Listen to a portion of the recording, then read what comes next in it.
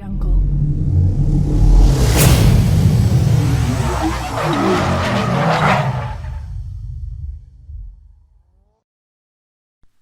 Welcome to this rather different form of video.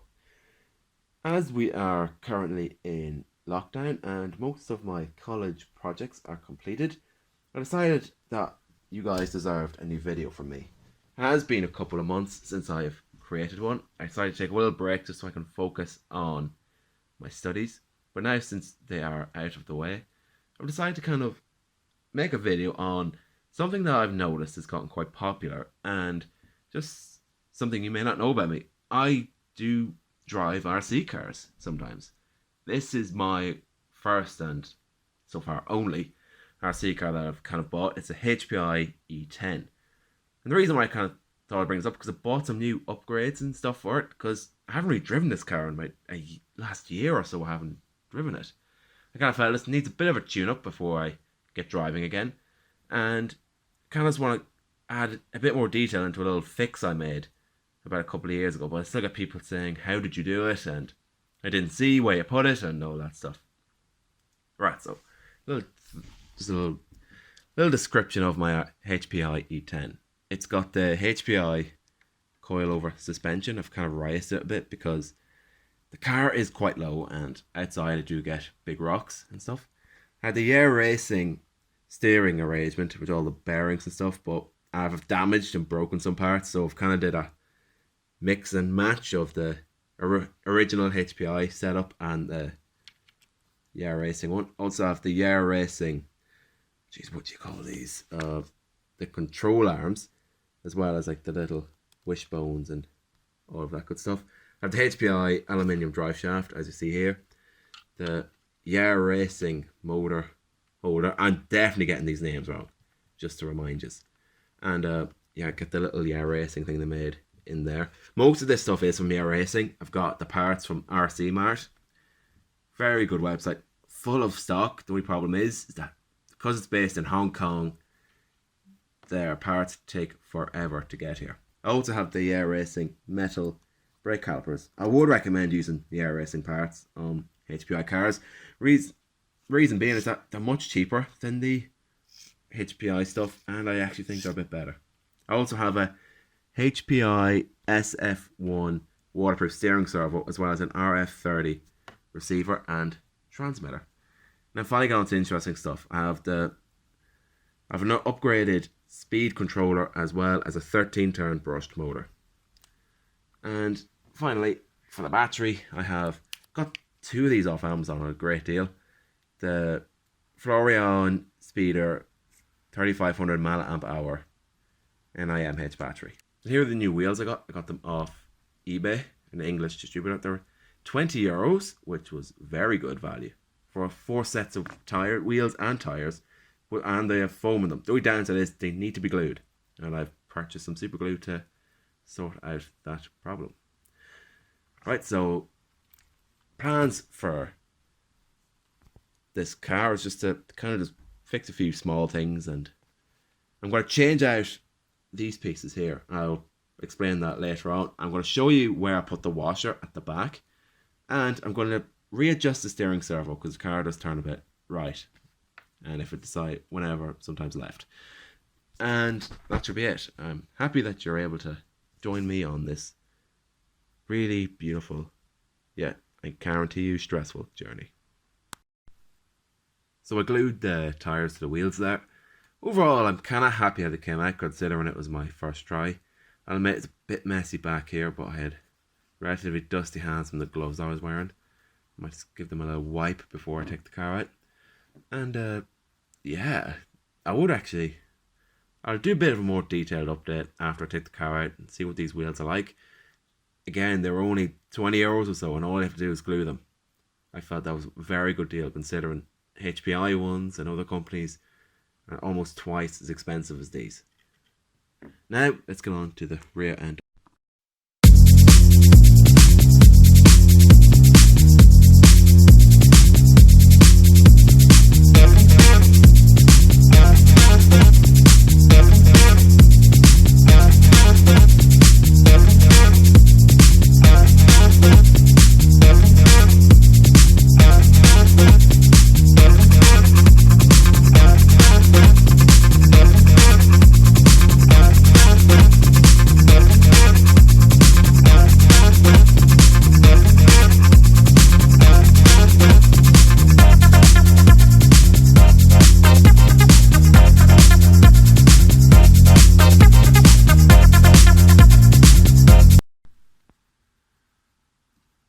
Right, so as a more like detailed look at my setup, this is the standard setup here.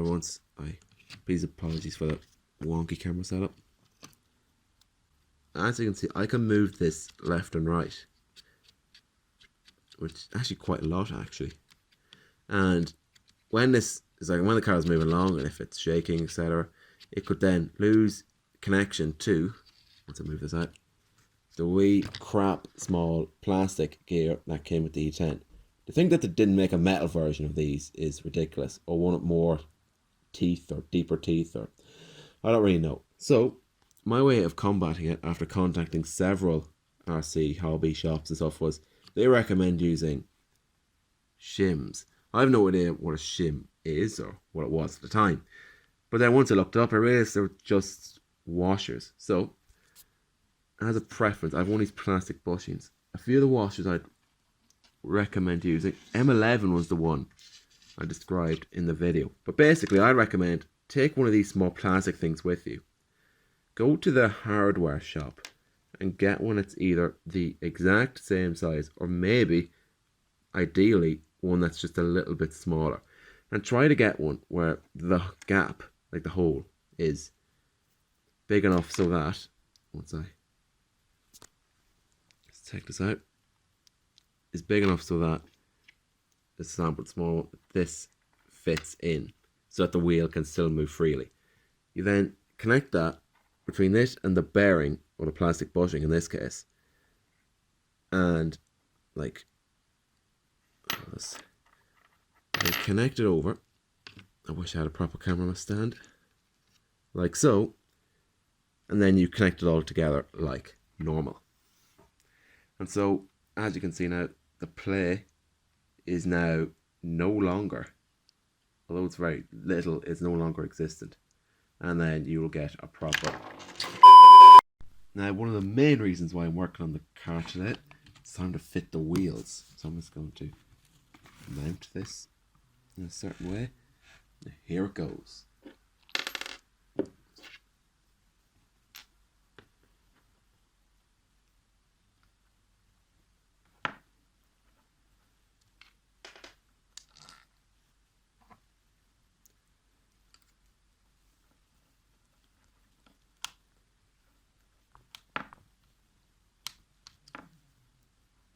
And just look at that.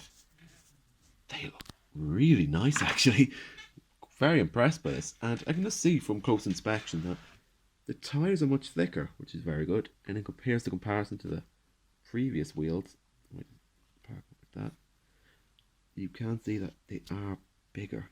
I think the rim size is the same. The width is the same. I think it's just the thickness of the tyre itself, which is very good because it probably improves the ground clearance and it improves the ride quality of the car, just so it doesn't shake about as much. Right, now here is the car. I decided to not bother adjusting the steering on it because it was just a lot of work and time was of the essence. As you can see here, here's how the car looks with the new wheels and tyres on it. I know that my Mustang body shell is absolutely mangled. Once again, never changed, just like the wheels. But I've noticed that although it's very close, it doesn't seem to rub. But I may still cut it, and actually no, I will still cut it anyway, just to kind of make more room for the bigger and thicker tyres. Then after that, I'll take this out for a run, and I'll let you know what happens.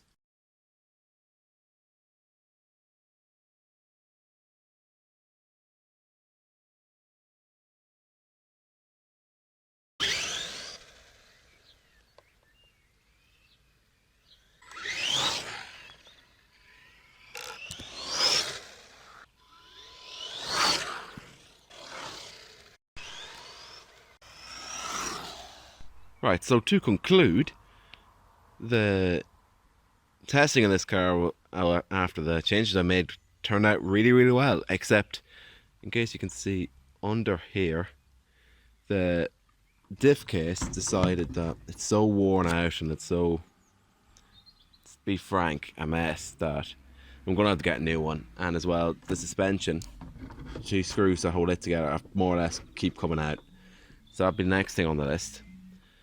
I may have to adjust my suspension as well, considering I have it designed to be really high. That probably doesn't make things any bit easier. But other than that, the car was, being frank, 100%.